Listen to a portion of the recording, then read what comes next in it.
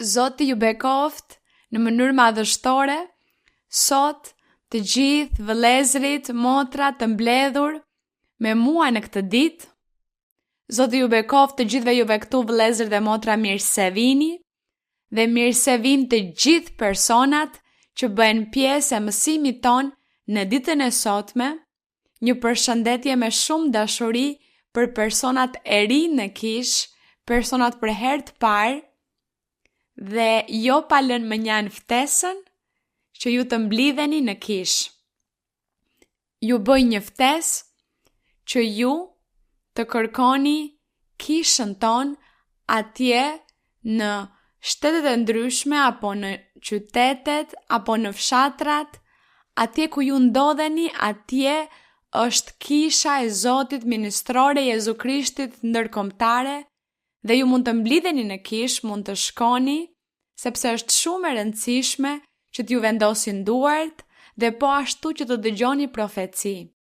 Sepse unë e di që ju mblidheni dhe ju pëlqen të shikoni mësimin, ju pëlqen shumë të dëgjoni rreth Biblës, rreth Perëndis, që është kaq e bukur, kaq e mrekullueshme rruga e Perëndis, dhe është kaq bukur të lexosh Biblën dhe të shohësh ato histori, ato rrëfime, gjithçka që Perëndia na tregon për ngjarjet që nga fillimi është një përmbledhje, është diçka e shkurtër. Në Bibël nuk është shkruar gjithçka që Perëndia bëri, që kur ajo shfaq që nga Adami dhe Eva, është një libër shumë i shkurtër në krahasim me të gjitha ato ngjarje të mëdha, ndodhi të mëdha, me mira mrekulli dhe me mira shfaqje të Perëndis, dhe mënyra se si Perëndia e mësonte njeriun, shërbëtorët e tij, profetët e tij, ai mësonte ata dhe u jepte ligjet, u jepte urdhërimet, që qenja njerëzore ta njihte Perëndin dhe ta ndiqte atë rrugë. Prandaj është shumë e bukur të lexohet Bibla, të analizojmë atë, dhe mbi të gjitha, në momentin kur analizojmë Biblën, është shumë e rëndësishme të flasim me Perëndin. Ti flasim Perëndis për çdo varg që lexojmë, ti bëjmë shumë pyetje Perëndis, ti kërkojmë atij dhe në këtë mënyrë Perëndia kënaqet. Ai kënaqet dhe ai bekon qeniet dhe nuk i braktis, ai nuk lë vetëm askënd. Perëndia është gjithmonë aty afër nesh. Në ndihmën ton, ai na ndihmon, na mbron, na ngushëllon, na ndihmon Perëndia ynë. Prandaj ne duhet t'i japim atij zemrën ton dhe të ecim përpara, të përpiqemi, të kërkojmë dhe t'i afrohemi atij çdo ditë, të bëjmë vullnetin e tij, të përmbushim urdhërimet e tij. Duke lexuar Biblën ne mësojmë se çfarë duhet të bëjmë, çfarë nuk duhet të bëjmë. Dhe për ato që ju nuk i kuptoni, ju pyesni pastorët tuaj, ose i shkruani kishës.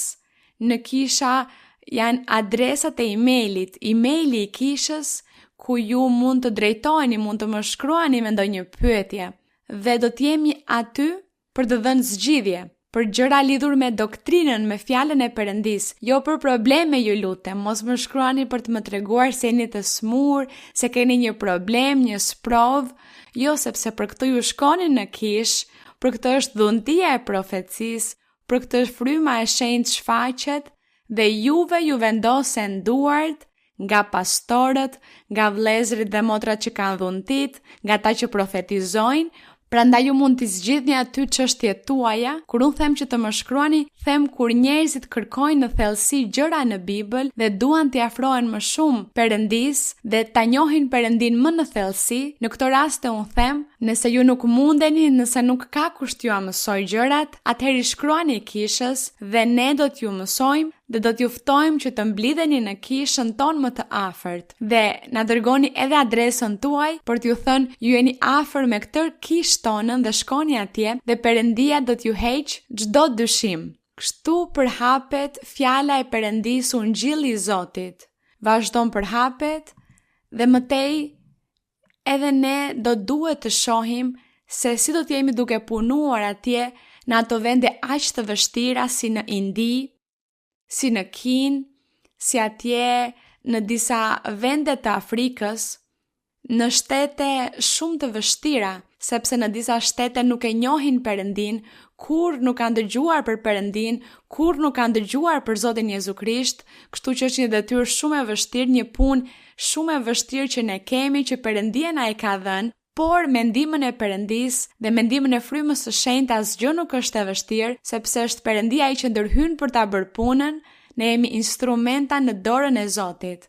Mirë, mund të uleni, të zini vendet tuaja, dhe po ashtu, për ata që nuk dëgjuan kapitullin e parë dhe kapitullin e 2 të Mateut, të Ungjillit sipas Mateut, dua t'ju tregoj të gjithëve se filluam të lexojmë dhe të analizojmë Ungjillit. Ungjillit janë librat e Mateut, Markut, Lukës dhe Gjonit. Janë 4 Ungjillit. Ata flasin pothuajse të njëjtat gjëra. Ne do të gjejmë në çdo libër, në çdo ungjilltar, do të gjejmë tema të caktuara, ngjarje të caktuara ose fakte, ndodhi që janë të ngjashme. 4 ungjilltarët ata u morën, disa ishin dëshmitar si Mateu që ishte dëshmitar i Zotit Jezu Krisht, ai jetoi me Zotin Jezu Krisht, atë që ai shkruan është sepse ai e pa dhe e dëgjoi, por ungjilltarët e tjerë, siç është Marku, siç është Luka, ata u morën që të hulumtonin me njerëzit rreth përvojave që ata përjetuan kur Zoti Jezu Krisht ishte në tokë duke predikuar pikërisht atje në Jeruzalem. Kështu që ata, njerëzit u tregonin përvojat, përjetimet dhe ata thonë të njëjtat gjëra si Mateu. Edhe pse ka ndryshime në disa fjalë, në mënyrën e të thënurit të fjalëve, në mënyrën e të shprehurit të tyre, por ngjarja, ndodhia është e njëjta. Këtë do të gjejmë. Unë po ju them që tani se këtu te Mateu do ta lexojmë të gjithë Mateun, por kur të jemi te Marku do të gjejmë shumë gjëra që do t'i kemi lexuar te Mateu. Por unë mendoj se unë nuk duhet t'i anashkaloj këto gjëra, edhe pse do t'i kemi lexuar, por le të përsërisim sërish, nuk mendoni dhe ju kështu? Le të përsërisim, sepse kjo nuk na bën keq, dëm, të përsërisim dhe të përsërisim sërish, sepse kështu mësojmë. Kështu na fiksohen më mirë konceptet. Kështu do të kemi shumë armë dhe mbi të gjitha shumë argumenta për të ungjillëzuar, për të folur njerëzve për Perëndin. Kështu që ju lutem, mos më thoni tani e lexuam këtë, e lexuam te Luka, dhe ajo që është te Luka është te Marku, ajo që është te Marku është te Mateu. Ju e dini që do të përsërisim sërish dhe do të kënaqemi sepse do ta bëjmë me zemrën tonë për t'i pëlqyer Perëndis tonë. Sepse duam t'i pëlqejmë Perëndis me çdo gjë që bëjmë, duke lexuar Biblën, duke i kënduar Zotit, duke u mbledhur në kish, duke na vendosur duart, duke na dhënë profeci, duke vendosur duart dhe duke dhënë profeci. Në këtë mënyrë i shërbejmë Perëndis ton, lavdia i qoftë atij, kështu që do të hapim Biblën te Mateu kapitulli 3. Te Mateu kapitulli 3, vëllezërit dhe motrat a janë gati? Dhe thot, por në ato ditë erdhi Gjon Pagëzori që predikonte në shkretëtirën e Judes. Këtu shohim se Mateu nuk u mor që të shkruante historinë e Gjon Pagëzorit, por ai direkt flet për të. Mateu këtu ishte i përqendruar vetëm te Zoti Jezu Krisht. Kur ne të shkojmë të lexojmë librin e Lukës, do të gjejmë atje se po, Luka u mor me origjinën e Gjon Pagëzorit, kështu që kjo do të na mbetet për më tutje të lexojmë origjinën e Gjon Pagëzorit, që ishte gjë shumë e bukur, po ashtu ajo përvojë. Tani për tani, këtu Mateu përqendrohet te Zoti, thot, se në ato ditë erdhi Gjon Pagëzori që predikonte në shkretëtirin e Judes dhe thoshte: pendohuni, sepse mbretëria e qejve është afër. E gjithë kjo ishte thënë nga profetët. Gjithçka që Gjoni në këtë moment filloi t'u fliste njerëzve kur ai u thot pendohuni, mbretëria e qejve është afër,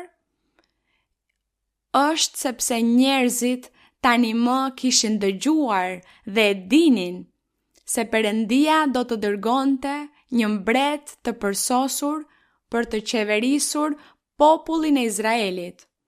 Ata kishin dëgjuar dhe po prisnin Mesian. Po prisnin atë mbret të përsosur. Përse?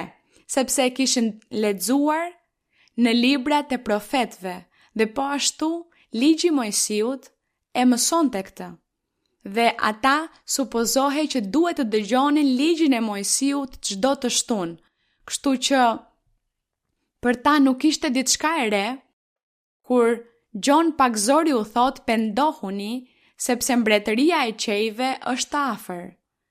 Erdhi ai mbret, erdhi ajo mbretëri, në atë kohë populli i Izraelit dhe Judes qeverisej nga perandoria romake, që ishte një qeveri jo hebreje, pagane, që nuk i përkiste popullit Izraelit. Kështu që Izraelitët ose judenjt po i nënshtroheshin sklavërisë në një farë mënyre, ishin sklever të kësaj perandorie romake, të qeverisjes romake. Dhe prandaj, kur Gjoni thot pendoni sepse Perëndia është afruar, vjen ndryshimi për popullin e Izraelit. Po vjen ndryshimi. Mund ta lexojmë këtë të Danieli 2:44 pa humbur Gjonin, pa humbur Mateun 3. Kalojmë për një moment këtu të Danieli, profeti Daniel, profet i lashtësisë i popullit në antikitet, të cilin Perëndia e përdori po ashtu për të profetizuar për të ardhmen, për ardhjen e Zotit ton Jezu Krisht. Kështu që në librin e Danielit kapitulli 2 thuhet si më poshtë.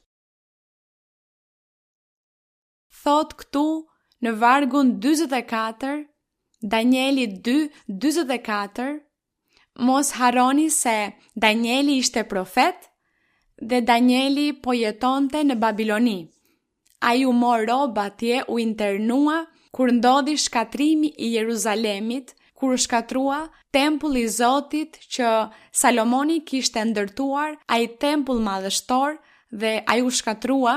Atëherë Danieli ishte një nga mbetja, nga të mbeturit, nga personat që u qua rob në Babiloni, por gjithçka ishte vullnet i Perëndisë, sepse Perëndia donte t'i mbronte jetën, një pjesë të popullit mbetjes nuk donte që të vdisnin të gjithë, sepse mbetja do të vazhdonte derisa të vinte Zoti Jezu Krisht, kështu që Danieli është pjesë e asaj pjese të mbetur të popullit, dhe këtu në kapitullin 2:44 Danieli po interpreton ëndrrën që pa Nebukadnetsari, mbreti i Babilonisë. Ai pa një ëndër dhe ai u konfuzua nga ajo ëndër, u shqetësua dhe ai thirri të gjithë njerëzit e ditur rreth tij, fallxhorët, që të interpretonin ëndrrën, dhe askush nuk mundi ta interpretonte, por dikush e dinte dhe kishte zbuluar se atje ishte Danieli, se ishte një njeri i Perëndisë, të cilit Perëndia i zbulonte gjëra, Perëndia e përdorte, dhe ky ishte vërtet një njeri që e kishte Perëndin. Ja than këtë mbretit, ai e thret Danielin në praninë e tij dhe i thot: "Më trego çfarë ndrova, sepse nuk e mbaj mend çfarë ndrova dhe më jep edhe interpretimin."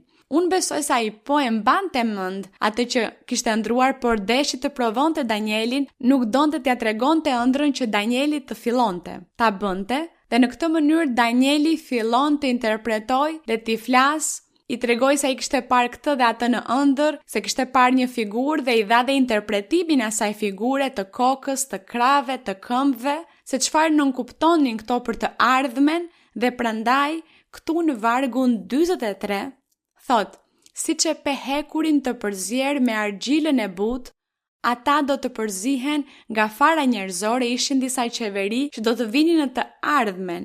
Këtu kjo ëndër që pati mbreti Nebukadnetsar ishte një ëndër që u përmbush me perandorinë romake.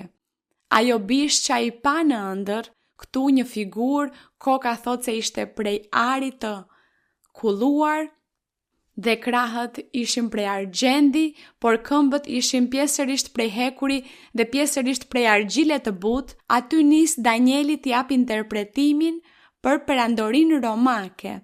Aty ai thot se do të vinte në të ardhmen ajo qeveri, dhe prandaj këtu kur ai pa këmbët se ishin gjysmë hekur dhe gjysmë argjil, ishte sepse do të coptohej.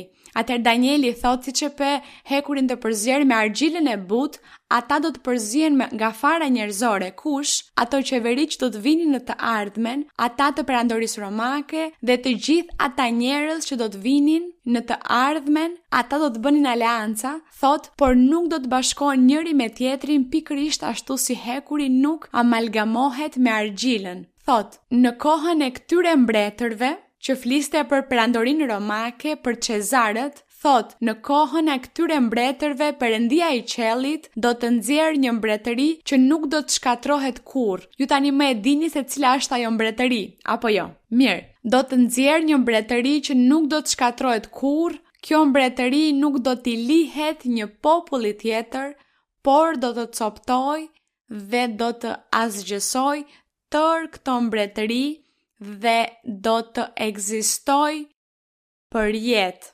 Lavdi Perëndis ton, mbreti ynë. Mbreti ynë, Zoti Jezu Krisht. Mbreti ynë do të ngrihej.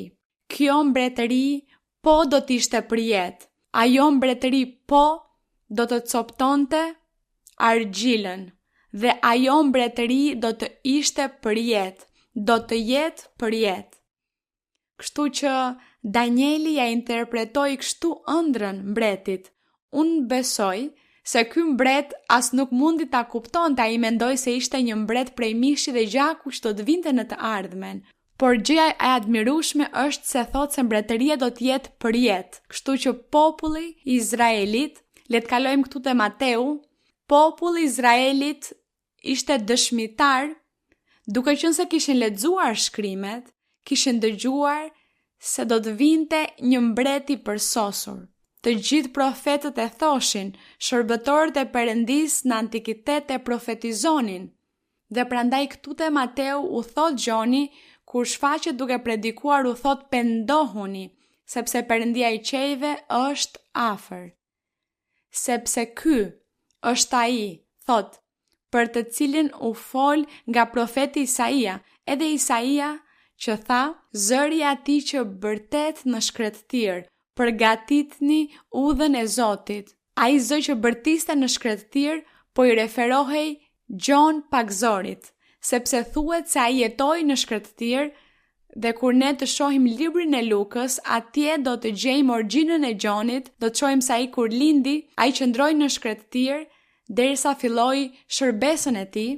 Kështu që këtu thuhet se nga shkretëtira shfaqet duke predikuar ungjillin ose lajmin e mirë, ose duke predikuar mbretërinë e qejve. Pra thot sepse ky është ai për të cilin u fol nga profeti Isaia, Gjoni pra, që thot zëri i atij që bërtet në shkretëtir, përgatitni udhën e Zotit, drejtoni shtigjet e tij. Këtë e gjejmë te Isaia 41.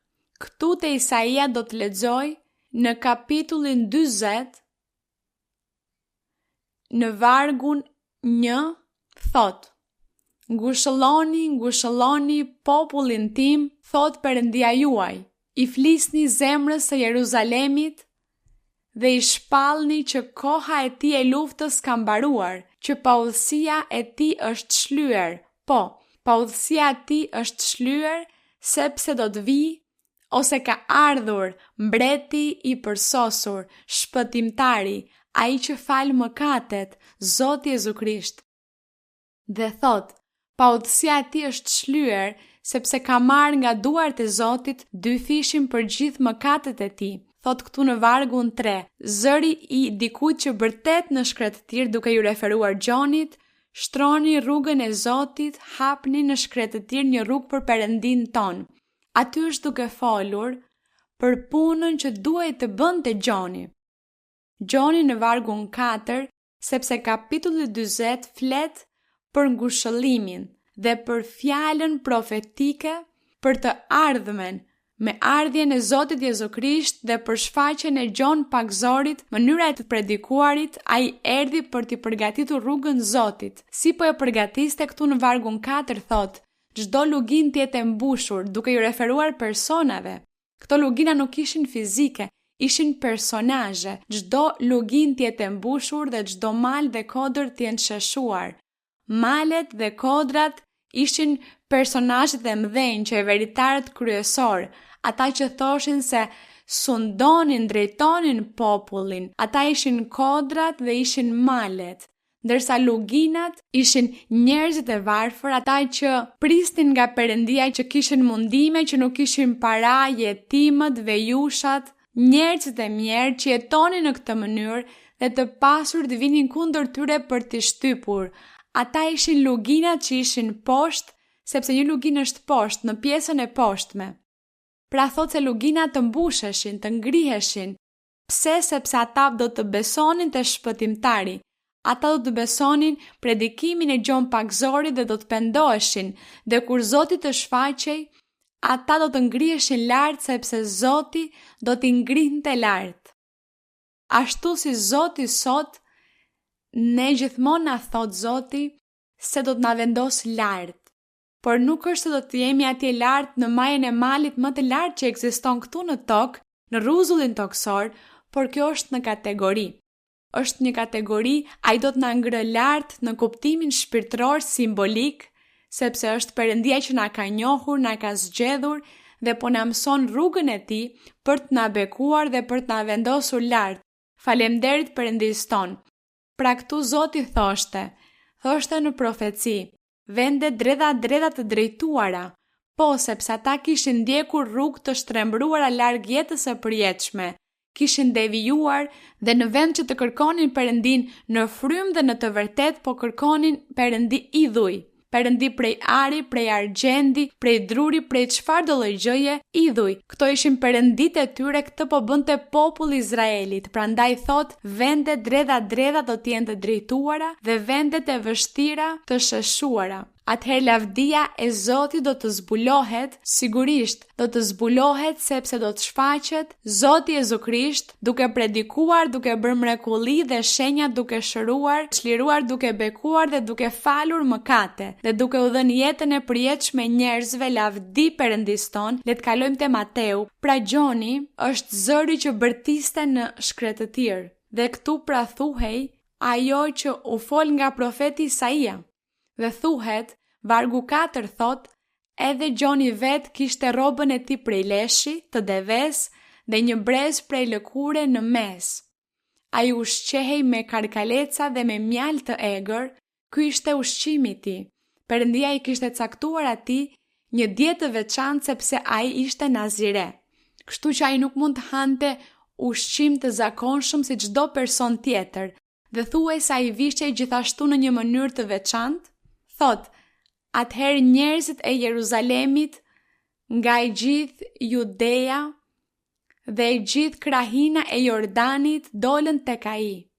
Të gjithë ata dilnin, banorët e Jeruzalemit, të gjithë, por kush ishin ata që dilnin, ata që ishin në luginat, thot çdo lugin të mbushet, ishin ata njerëzit e varfër, të mjerë, njerëzit e përulur, të thjeshtë, që nuk ishin para, që kishin shpresën të Perëndia, që ishin të shtypur, të shfrytzuar, të poshtruar nga të mëdhenjt, nga ata që qeverisnin, nga ata që ishin në krye. Këta ishin ata që ishin aty dhe që po i përgjigjeshin thirrjes së Gjon Pagzorit kur ai thot pendohuni, sepse Perëndia është afër. Thot se i gjithë Jeruzalemi dhe i gjithë krahina e Jordanit dhe pagzoheshin nga Gjoni në Jordan duke rrëfyer mëkatet e tyre. Pra ta i rrëfenin Gjonit mëkatet e tyre dhe Gjoni u fliste për mbretërinë e qejve, u thoshte që të pendoheshin, që të mos mëkatonin sërish, të mos bënin këto gjëra dhe që të besonin në atë që ishte dërguar nga Zoti, të cilin shumë shpejt do ta shihnin, që shumë shpejt do të shfaqej mes tyre. kështu që ata besonin dhe pendoheshin dhe kërkonin falje dhe pagëzoheshin në lumë. Thot, por kur pa se shumë farisejnë dhe saducejnë po vinin të pagëzimi i tij, u tha atyre, pjell në përkash. Këta farisejnë dhe këta saducejnë vinin por nga kureshtja për të parë se çfarë po bënte Gjoni, se çfarë do të bënte. Ata nuk vinin me një zemër të penduar, me një frym gati të përgatitur për Perëndin, por vinin vetëm për të gjykuar, për të dënuar dhe për këtë gjë vinin. Atëherë Gjoni u thot, pjell në përkash. Kush ju dëfteu t'ia ratiseni zemrimit që po vjen? Gjoni nuk pati fjalë të buta dhe as ngushëlluese për këta armiq të Perëndis ose të pabes që ishin larguar nga rruga e Zotit, por ata ishin ata që qeverisnin, ata ishin ata që mësonin ligjin.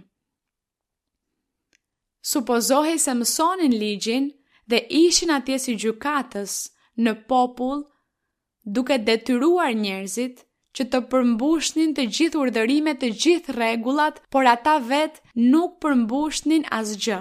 Dhe njerëzve të thjesht, të përulur, njerëzit e dobët, të pambrojturit, ata po i detyronin me ndëshkime që duhej t'i përmbushnin. Prandaj Zoti ishte shumë i zemruar me këta njerëz. Edhe Gjoni u thot atyre pjell në përkash. Në vargun 8 thot, jepni pra fryte të denja pendimi. Dhe mos t'ju shkoj mendja të thoni me vete, ne kemi Abrahamin për atë, sepse unë po ju them, se Perëndia mund të nxjerrë bijtë të Abrahamit edhe prej këtyre gurve, duke ju dhënë të kuptuar se ata thoshin ne kemi Abrahamin, sepse ne besojmë në ligjin e Mojsiut, ne u mësojmë të tjerëve ligjin e Mojsiut, dhe ne tani më i dim urdhërimet, dhe ky është premtimi që Perëndia na dha, se ne do të ishim bijtë të Abrahamit. Prandaj Gjoni thot jo. Ju mos jini kaq të sigurt për këtë. Mos jini kaq të sigurt për faktin se ju do të quheni bijtë të Abrahamit, sepse Zoti mund të ndryshojë. Zoti mund të ngrej bijtë të tjerë që nuk janë ju, që nuk jeni ju, mund të ngrë të tjerë që me të vërtet të jenë bijtë të Abrahamit. Ata që do të besojnë në shpëtimtarin, në të dërguarin, në Mesian, në atë që po vjen. Ata që do të besojnë, atëherë ata do të jenë ata njerëz të rinj që Zoti po përgatit, dhe ata po do të besojnë dhe do të pranojnë birin e Perëndis, shpëtimtarin, dhe ata do të besojnë dhe Perëndia do t'ju jap mundësinë e shpëtimit, dhe ata që thonë që janë populli i Perëndis ose populli i Izraelit, populli i zgjedhur, do të lihen më njanë dhe Perëndia do t'i përbuzë. Të gjitha këto deshi t'u thoshte Gjoni kur foli për Abrahamin, që të mos ishin aq të sigurt duke u ndjerë bijtë të Abrahamit, sepse Perëndia do të ndryshonte, do të nxirrte edhe nga gurët bijtë të Abrahamit, njerëz që me të vërtet do të besonin, do ta donin dhe do t'i bindeshin Perëndis ton. Vazhdojmë në vargun 10 thot, dhe tashmë edhe spata është vënë. Vazhdon të predikoj Gjoni dhe u predikon, dhe atje ishin farisejt duke dëgjuar.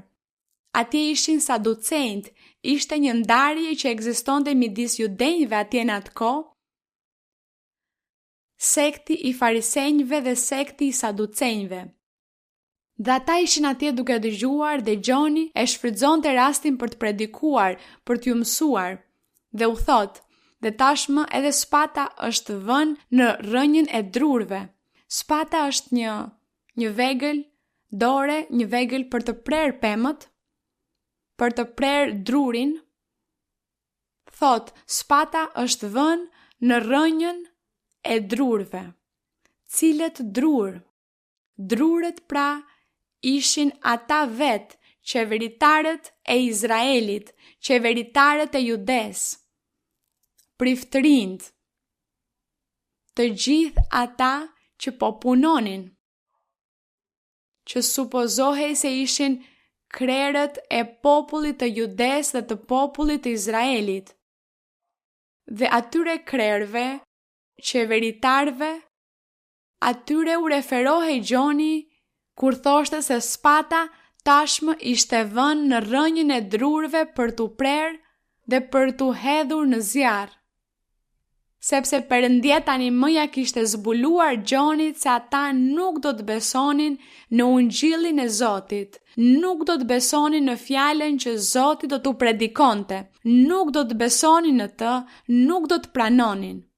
Prandaj Gjoni ishte shumë i ashpër në predikimin e tij, dhe prandaj u thot se spata është atje gati dhe do t'i pres, do të shndrohen në asgjë, dhe atëherë do të vinë drur të rinj, pemë të gjelbëruara, pemë që do t'japin fryt, pemë gjethet e të cilave nuk fishken, siç thuhet në psalmin e parë, se i lum është ai njeri që është si një pemë e mbjell gjatë brigjeve të një lumi, gjethet e të cilit nuk fishken kurrë sepse gjithmonë janë të gjelbra dhe gjatë gjithë vitit po jep frytin e vet në stinën e vet sepse ushqehet nga i ujë.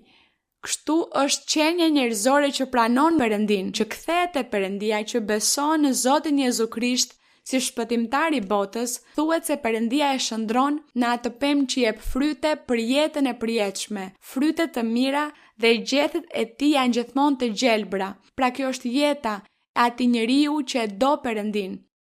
Një jetë e mbushur me lumturi, me paqe, me gëzim, jo e mbushur me miliona e miliona para, nga parat e kësaj bote jo, por me paqen dhe lumturin për të cilat njeriu ka nevojë dhe nuk i ka.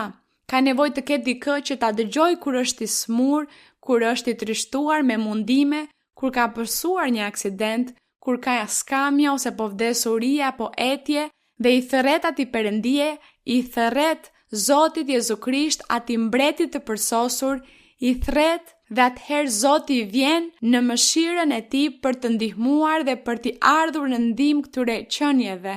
Këto janë ato pemë që Zoti me të vërtet donte të formonte këtu në predikimin e Gjonit. Dhe ato pemë të gjelbëruara që thoshin se ishin të tilla, do të priteshin, do të hiqeshin. Prandaj ne sot falenderojmë Perëndin ton, sepse ne sot e konsiderojmë veten pemë të tilla. Dhe ai luma i përrua ku pema është mbjell, është Perëndia ynë, është fjala e Zotit, është fryma e shenjtë që po na prin. Pra ai na ushqen që ne gjithmonë t'japim fryte të mira dhe të ecim përpara. Dhe kjo ishte ajo që Gjoni atje po fliste duke filluar predikimin e tij. Ai po u fliste atyre njerëzve dhe gjithashtu atyre armiqve, sepse ishin armiq të Zotit, ata që nuk i nështrohen vullnetit të Perëndis, që nuk zbatojnë fjalën e tij, urdhërimet e tij, ata kthehen armiq të Perëndis. Pasi Perëndia u është shfaqur atyre, u ka folur, u është treguar në 1001 mënyra, ata e përbuzën Perëndin. Siç mund të ndodh edhe sot po ashtu, që njerëzit mund të shohin bekimin e Perëndis, ta gëzojnë atë, të shohin mrekullit, veprat e fuqishme dhe vinë një moment në jetë kur largohen, tërhiqen dhe nuk e kërkojnë më Perëndin, por përkundrazi mohojnë Perëndin dhe kthehen në të pabes, kthehen në atë pemë të thatë që spata duhet ta pres dhe ta heq nga ty. Fal Perëndis ton, ne i kërkojmë atij që t'jemi gjithmonë pranë ti, që Zoti gjithmonë të na mbajë për dore, që Perëndia kurrë të mos na lër. Dhe këtu në vargu 11 thot: unë po ju pagëzoj me ujë, thoshte Gjoni. Ju pagëzoj me ujë për pendim. Gjoni nuk tha, unë do t'ju pagëzoj që ju të shpëtoheni.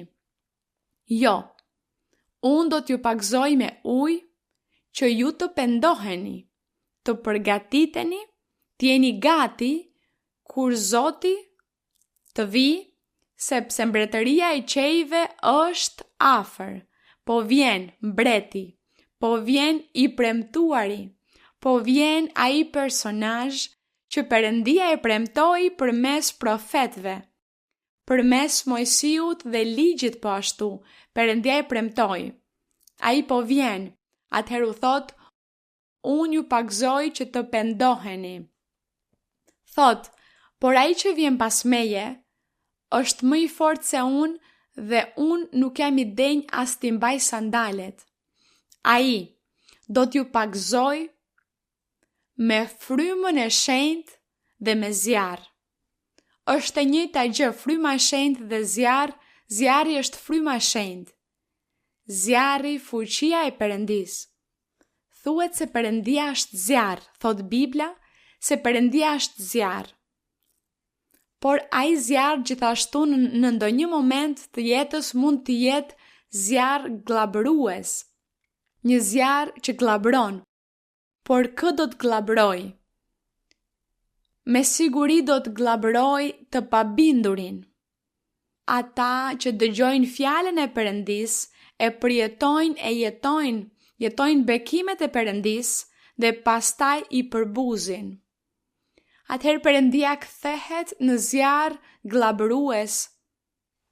Por ai është zjarr sepse çdo gjë që bën Perëndia është e përsosur. Zjarri shërben për të përsosur, për të pastruar, për të rafinuar. Prandaj thuhet se ari dhe argjendi, që janë metalet fine apo të forta, thuhet se ata duhet të kalojnë në zjarr, në temperatura të larta, që të bëhen të lëngshëm, që të mbetet ari i pastër, i kulluar. Kështu është Perëndia ynë. Ai do t'i pastroj qenjet, njerëzit. Ai do të na pastroj të gjithëve ne që po besojmë tek ai. Ne që jemi këtu duke filluar rrugën, po ndjekim këtë rrugë. Po mësojmë, po lexojmë, po analizojmë.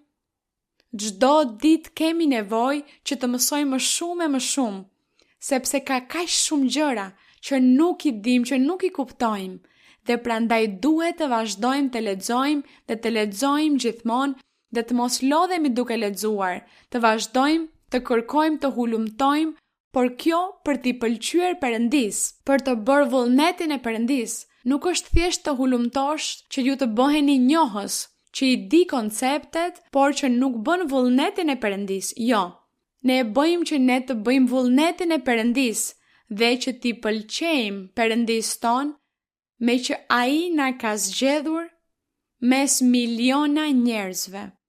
Kështu që ky është privilegji i madh. Pra, Gjoni përpiqej t'ju nguliste këtyre njerëzve. Kishte 2 lloj njerëzish, ata që po dëgjonin dhe pranonin dhe që kishin nevojë për ngushëllimin e Perëndisë. Ishte atje luginat, dhe ishin atje ato pemë të gjelbëruar, ato kodra të larta, ato male të larta, që ishin farisejt dhe saducejt, që ishin atje po ashtu, por ata ishin për të kritikuar, për të gjykuar dhe për të parë se çfarë gabimesh bënte Gjoni për të akuzuar. Kështu që këtu kur thot ai që vjen është më i fortë se unë, të cilit nuk jam i denj as t'i mbaj sandalet, ai do t'ju pagzoj me frymën e shenjtë. Sa bukur është kur ne tani më kemi lexuar në Veprat e Apostujve, lexuam kur apostujt u mblodhën atje në sallën e sipërme për të lutur dhe Zoti u dha, thuhet se erdhi fryma e shenjtë si një ushtim dhe shtëpia u drodh, vendi ku ata ishin u drodh dhe të gjithë nisën, fryma e shenjtë zbriti në formën e gjuhëve si prej zjarri, thuhet se gjuhët ishin prej zjarri dhe fryma e shenjtë i pagzoi të gjithë dhe u dha dhunti frymërore. Sa e bukur është përmbushja e fjalës së Zotit. Të gjitha këto i bëri Zoti Jezu Krisht. Tu Gjoni po profetizonte dhe po thoshte: "Jini të kujdesshëm sepse po vjen mbreti i përsosur. Ai do të vijë dhe do t'ju pagzojë me frymën e shenjtë." Sa bukur është kur ne shohim përmbushjen e gjithë këtyre premtimeve, prandaj e dim se Perëndia ekziston. Prandaj e dim se ka një Perëndi të fuqishëm, një Perëndi që flet sot, sepse kjo nuk është vetëm për të kaluarën. Këtu ajo që po lexojmë ndodhi më shumë se 2000 vjet më parë. Por sot Zoti është i njëjti. Ai është i njëjti, fryma e shenjtë shfaqet. Fryma e shenjtë pagzon njerëzit. Njerëzit flasin në gjuhë të tjera angjëllore. Njerëzit dëgjojnë profeci, shërohen, marrin bekimin e Perëndisë. Sot Zoti është i njëjti. Kështu që kjo nuk ka mbetur një histori, nuk ka mbetur pas, vazhdon të vlej lavdi Zoti tim.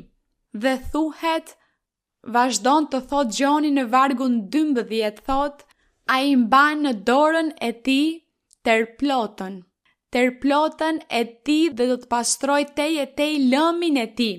Mirë, ndoshta sot ka shumë njerëz të rinj, fëmijët që nuk i njohin këto, varet nga vendet, nga rajonet, por terplota është sepse në fusha ku ka elb, ku ka grur, misër, tërshër, mirë, të gjitha këto drithra, kur i mbjellin dhe kur i korrin, kur thahen dhe i korrin, në atë kohë nuk kishte makineri si sot makinerit bëjnë çdo gjë, ata korrin drithrin, në atë kohë vendosnin çdo gjë në shesh, bënin një lëm që ishte në formë të rumbullakët, një rreth, dhe në mes të atij rrethi ishte si një shtyll, një strumbullar, dhe atje lidhnin kafshët, mund të ishin lop, dema, gomer, i lidhnin dhe i detyronin të ecnin gjithë ditën rreth e rrotull, dhe ata duke shkelur faren, ata hiqnin lëvoren dhe kjo quhej shirje,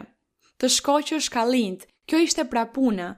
Dhe atëherë lëvorja mbetej veç dhe i që drithri të mbetej mënjan i plot i pastër, atëherë duhej me një terplot që ishte një lopat e gjerë, e madhe prej druri, e ngrinin atë pjesë lartë dhe atëherë ajri, era, fluturonte tutje bykun, kashtën, lëvorjen dhe drithri binte mbi tokë dhe kjo ishte mënyra, kjo ishte terplota. Pra Gjoni thot, terplota e ti, e Zotit është në dorën e ti dhe ai do të pastroj lëmin e ti. Lëmi është rrethi që ju përmenda për të shirë drithrin. Ai mban terplotën dhe thot, ai do të pastroj tej e tej lëmin e ti dhe grurin e ti do ta mbledh në hambar, por bykun do ta djeg me zjarr të pashueshëm. Këtë u tha, ata e kuptonin, e njihnin këtë figurë, këtë ilustrim, këtë shembull që Gjoni po u jepte, ata e kuptonin plotësisht sepse ata e bënin këtë punë atje në fush, sepse ata përpunonin, konsumonin grurin, ata e mbillnin grurin, e përdornin, e konsumonin, kështu që ata e dinin se për çfarë po u fliste Gjoni. E kuptonin plotësisht se çfarë ishte terplota që mbahej në duar dhe që do të pastronte lëmin. Atëherë gruri do të mblidhej, do të ruhej në hambar, ndërkohë që byku do të digjej dhe nuk do të ekzistonte më kur byku. Ai u jep të kuptuar. Zoti po vjen, mbretëria e qejve është afër, mbreti po vjen të predikoj fjalën e tij, ungjillin e tij. Ata që nuk besojnë do të jenë byku, ata që besojnë dhe pranojnë do të jenë gruri i pastruar, dhe atëherë atë byk Zoti do ta djeg. Këtë ilustrim, këtë shembull ju dha, unë besoj se ata personazhe, farisejt dhe saducejt, duhet të jenë zemruar shumë kundër Gjonit për këtë mësim që u dha, sidomos sepse po u jepte një mësim që ishte për ta, që ata ta dëgjonin dhe për të parë se çfarë mendonin, në rast se donin të pendoheshin, kishin ende kohë. Kjo ishte ajo që Gjoni filloi të bënte. Në këtë mënyrë Gjoni përgatiste udhën rrugën e Zotit. Ai fillonte të përgatiste zemrat e njerëzve, zemrat e arrogantëve, të rebelëve, të krenarëve, të mosbesuesve, të të mëdhenjve, të prepotentëve, të atyre autoriteteve, të atyre qeveritarëve të rrem, që shtypnin dhe robronin popullin e thjesht të varfër që jetonte në një mjerim shpirtëror. Kështu që Gjoni, duke predikuar këto gjëra, shumë besuan dhe ndoqën Gjonin, besuan dhe prisnin atë premtim, prisnin atë mbret, por të tjerë nuk besuan, siç ishin këto personazhe. Por Gjoni kështu duhet të përgatiste udhën që kur Zoti Jezu Krisht të shfaqej, të gjente disa zemra të përgatitura për Perëndin, gati. Si do të keq qenë kjo në atë kohë? Unë mendoj se siç ne sot jetojmë me Zotin një jetë kaq të bukur, kaq të mrekullueshme, sidomos kur fryma e shenjtë banon tek ne, vjen tek ne, dhe na ngushëllon dhe na jep gëzim, na jep lumturi dhe na ndihmon, ne tani më e dim se çfarë mund të kenë ndier ata njerëz kur i besuan Gjonit dhe kur pranuan Zotin Jezus, kur e pritën, kur e pan, sa u gëzuan ata. Ashtu si ne sot gëzohemi i bekuar Zoti, dhe pastaj vazhdojmë në vargun 13 thot, atëherë erdhi Jezusi nga Galile në Jordan, te Gjoni thuhet se Zoti Jezus, kur vuri re se Gjoni kishte përgatitur zemrat atje në Jeruzalem, ai erdhi në Jordan te Gjoni për të pagzuar prej tij, por Gjoni e kundërshtoi fort duke i thënë, unë kam nevojë të pagzohem prej teje, dhe ti po vjen tek unë? Dhe Jezusi duke ju përgjigjur i tha, lejo të bëhet për tani, mos më pyet, mos e vër në diskutim, mos më kërko, mos dysho, mos thuaj asgjë, thjesht mu bindu. Thot lejo të bëhet për tani sepse në këtë mënyrë përmbushim çdo drejtësi. Thot se atëherë ai e lejoi, po përse vallë Zoti nuk e pagzoi Gjonin? Çfarë ndodhi këtu me Gjonin? Gjoni, thot Bibla, vetë Zoti Jezu Krisht në një ungjil tjetër thot se të gjithë profetët e lashtësisë që profetizuan lidhur me ardhjen e Zotit Jezu Krisht, ose të shpëtimtarit të botës, ose të atij mbretit të përsosur, se profeti i fundit që profetizoi lidhur me të ishte Gjon Pagzori. Prandaj, Zoti Jezu Krisht nuk i tha Gjonit sa i duhej të pagzohej në ujë.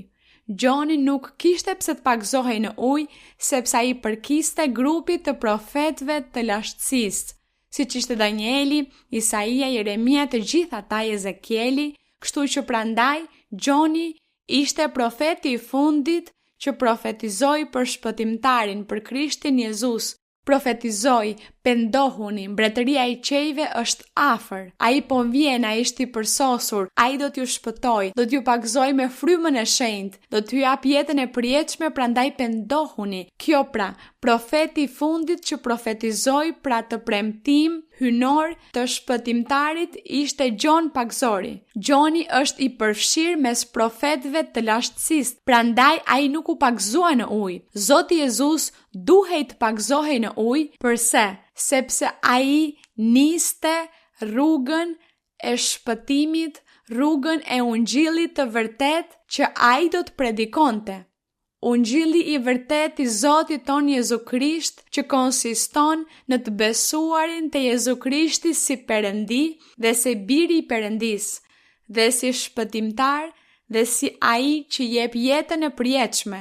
Ky është thelbi i ungjillit, i lajmit të mirë. Dhe prandaj Zoti Jezus u pagzua në ujë, sepse ai në atë moment po sillej si një qenie njerëzore, ai nuk po sillej si Perëndi. Ai ishte Perëndi, por nuk po sillej si Perëndi, por si njeri, si qenie njerëzore, si Jezusi nga Nazareti. Prandaj ai duhej të pagzohej për t'u dhënë shembull ndjekësve të tij që nga aty e tutje. Prandaj ne lexojmë në disa pjesë të Biblës që thuhet sa i takonte dishepuj që ishin pagzuar nga Gjoni në Jordan, dhe ata u pagzuan sërish në emër të Zotit Jezu Krisht për falje mëkatesh dhe për jetë të përjetshme. Këtë e kemi lexuar, amen? Atëherë, çfarë ndodhi? Se Zoti Jezus prandaj u pagëzua, sepse ai si njeri thot, duhet t'jap shembull, Ungjilli fillon në këtë mënyrë, ai që beson dhe pagëzohet do të shpëtohet. Dhe ai duhej të niste çdo gjë, prandaj ai i tha Gjonit, prandaj Gjoni, kur Zoti Jezus i tha duhet më pagëzosh, Gjoni thot, jo Zot, jo, kam unë nevojë të pagëzohem prej teje. Zoti i tha, jo, ti nuk e kupton, ti nuk e di se çfarë po thua. Mos fol, ai madje as nuk i dha shpjegime, por i tha, lejo të bëhet tani sepse në këtë mënyrë përmbushim çdo drejtësi, atëherë ai e lejoi. Mirë, thot, dhe Jezusi pasi u pagëzua, doli nga uji dhe ja qejt u hapën dhe ai pa frymën e Perëndis të zbres si një pëllumb dhe të vi mbi të. Dhe ja një zë prej qelli që tha, ky është biri im i dashur, në të cilin gjeta pëlqim. Kështu që këtë mund ta gjejmë për shembull tek Isaia 42:1, nuk do të zgjatemi duke lexuar Isaia 42:1 për të provuar se gjithçka ishte profetizuar nga profetët në lashtësi në antikitet. Profetët e dhjatës së vjetër, prandaj është kaq e rëndësishme të lexojmë gjithë Biblën. Dhjatën e vjetër duhet ta lexojmë dhe ta jetojmë. Edhe dhjatën e re po ashtu, sepse nëse ne lexojmë vetëm dhjatën e re, nuk kuptojmë rrënjët, nuk kuptojmë origjinën e gjithë veprës së mrekullueshme të Perëndis tonë. Duhet të lexojmë dhjatën e vjetër për të kuptuar mirë fjalën ose rrugët e Perëndis. Dhe këtu tek Isaia 42:1 thot, nëse dëshironi mund të lexoni me mua. Ja, shërbëtori im, unë e përkrah, i zgjedhuri im që më kënaq shpirtin. Kam vënë frymën time mbi të, ai do t'ju sjell drejtësinë kombeve lavdi Perëndis ton, i bekuar është Zoti, fjala u përmbush këtu te vargu 17 i Mateut 3, thot, një zë prej qelli që tha, ky është biri im i dashur, në të cilin gjeta pëlqim. Faleminderit Perëndis ton, fal Zotit të plot fuqishëm, se si Perëndia ynë, kur kaluan me mira vjet, kaq shumë shekuj, premtoi, foli, përmbushi dhe vazhdon të premtoj dhe vazhdon të flas dhe vazhdon të përmbush Perëndia ynë premtimet e tij të mrekullueshme. Falenderojmë Perëndin ton dhe le të jemi besnik ndaj Perëndis, besnikëri ndaj Perëndis ton. Ne le të mos lodhemi kurrë duke ndjekur këtë rrugë. Ju mos u lodhni kurrë duke lexuar Biblën, mos thoni asnjëherë, unë e kam lexuar Biblën, e kam lexuar 200 herë. Dhe e di përmendesh. Nuk kam nevojë ta lexoj më, mos e thoni këtë kurrë, sepse me siguri do të vi dita e vdekjes dhe ende do të keni nevojë të lexoni Biblën. Fryma e shenjtë do t'ju thotë lexo Biblën dhe kërko, thello që të kuptosh, kështu që asnjëherë nuk do të lodhemi, asnjëherë nuk duhet të na lodh të lexuarit të Biblës një dhe shumë herë, sepse sa herë që lexojmë Biblën, fryma e shenjtë vjen tek ne dhe na mëson shumë gjëra.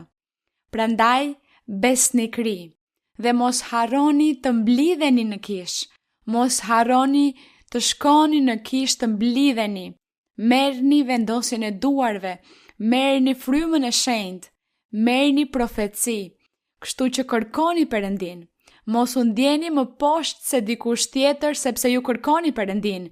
Të pasurit të Perëndis në zemrat tona na jep dinjitet dhe jemi persona të rëndësishëm dhe do të vendosemi të ngrihemi lart sepse Perëndia na ngre lart. Do të jemi qeniet më të rëndësishme në botë kur duam, besojmë në Zot, kur e duam, e ndjekim, i bindemi urdhërimeve të Tij. Perëndia ju bekoft të gjithëve në mënyrë madhështore, Perëndia qoft me të gjithë ju, le të lutemi.